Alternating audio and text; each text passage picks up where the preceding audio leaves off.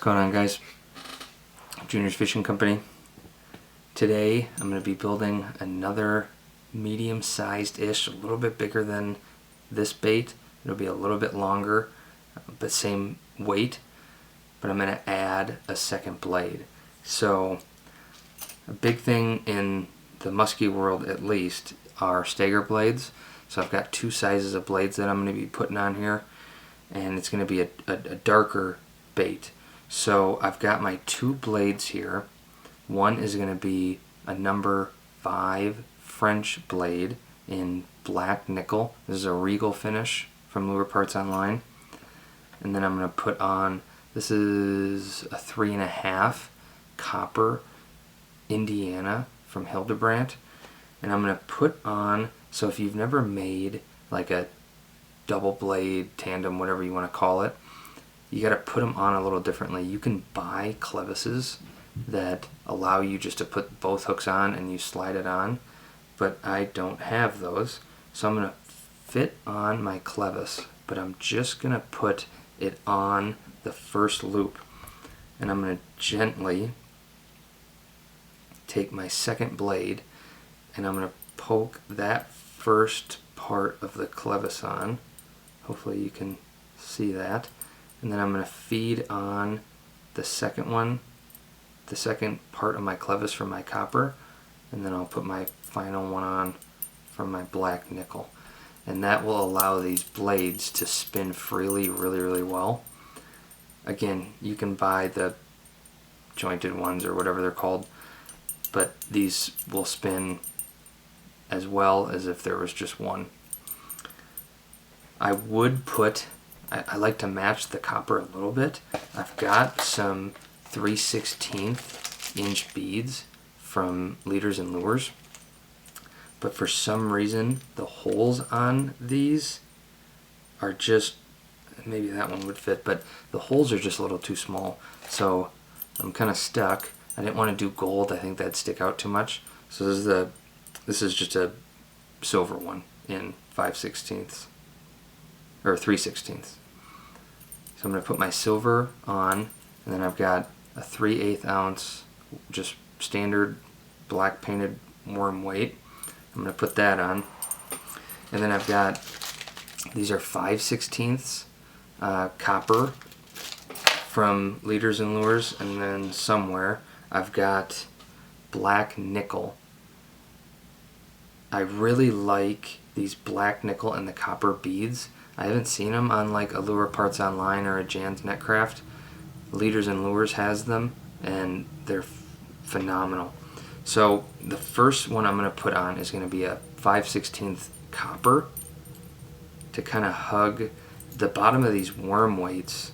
Have a little dip in there, and this bead sits right in there. So the first one I thought I'll do a little copper because again I want a little copper to match that blade. And then I'm going to put 2 black nickel on there.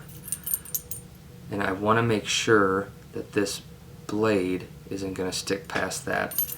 So for my skirts, the first skirt I'm going to put on is just pretty standard Z-Man. I almost want, this is the first time I've built this style of bait, or this pattern I guess. And so I'm just going to throw a little bit of blue in there just to kind of mix things up. Otherwise, normally I would just have an all black skirt. I've got these, upside down, these 7-inch Musky skirts from Lure Parts Online. They're super long, 7 inches, right? Well, I mean, not both sides are 7 inches, but I'm going to trim it up a little bit. I trimmed it up a little bit, and you can see that one side of these is longer than the other, and that's intentional. I want to make sure that I put the longer side on first. If I put this shorter side on first, these legs just stick out more. You know, the shorter it's going to be, the more flared they'll be. And so I want to make sure that these longer legs, silicone, make sure that this longer silicone is on the front or the top. And these really like to get pushed around when you're trying to feed it onto the wire. So you're going to want to lubricate it a little bit, so then that way your skirt's not getting pushed around.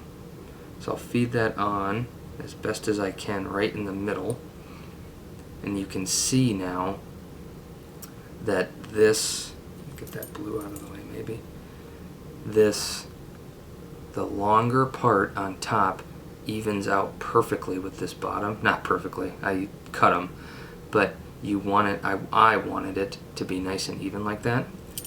And so you can see here the stagger blades with just that little bit of copper. I'm going to get this wire bent up and we'll get a hook on her. Okay, so now when finishing off your inline, to make the other loop on the bottom, I'm going to show you the steps of how to do that. So when you make your inline, the loop that comes with it is going to be the top, and then you're going to bend out whatever you don't need. And the first rule when you're doing this is you want to make sure that on the top of your bait you leave a 1/4 inch or less to allow that clevis to spin without hitting the top bend in your wire. So I've got these little pliers that help create kind of the nice little loop. So we can just pretend I left this blank so that you're going to be able to see everything well. So I'm going to take this right at the bottom where the widest part is, and I'm going to bend it about parallel with itself. And then I can take it over to my little screw here, and I'm going to want to make sure that this blank line is down towards me. I'm going to bend it, holding the other one, about 45 degrees off of my screw, and I can take it off.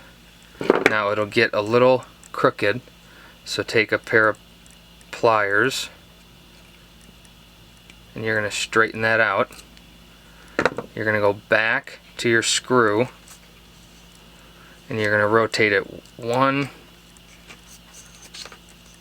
2, 3 is usually good. You can go 4 if you want. Now I've got all of this tag end, so I'm going to take my wire cutters and I'm going to get as close as I can to that bottom part, and I'm going to snip it off.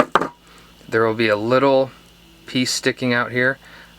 You can mash it down if you want. Really the only thing you want to make sure is that you come back here and straighten this out again, and you will have your inline ready to fish. Alright, wires bent. I've got a size 1 VMC round bend treble with a 25-pound split ring, and I'm going to feed that on to the bottom of my bait if I can. You can use whatever you want. Get that on there. And I always just make sure now that the gap that I have isn't too big. Sometimes it just randomly, you get a really wide gap between your clevis and your looped end. Sometimes you misjudge it and it's too short, and you'd rather know now sitting in at your bench than when you tie on and you're casting. So I always check that. I really like just this single copper with just a little bit here and then just a darker bait. I think this copper, especially these Hildebrandt blades, I don't know what difference it is. They're super thin, but they just push water and they're just super flashy. You get like your shirt or something and rub it on there, and these things stay shiny and nice for, I don't know if they dip them in something where you don't get rust and that grime buildup, but you really don't get that with them. And these Regal French blades are really nice too, but I just love a good Hildebrandt blade.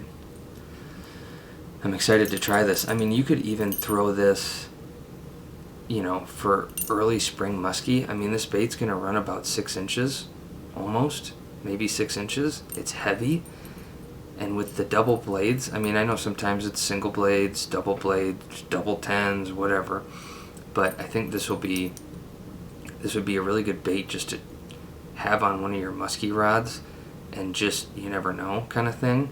If they're not biting big stuff, go small. But I'll primarily use this for shallow water bass. But Junior's Fishing Company, juniorsfishing.com. See you soon.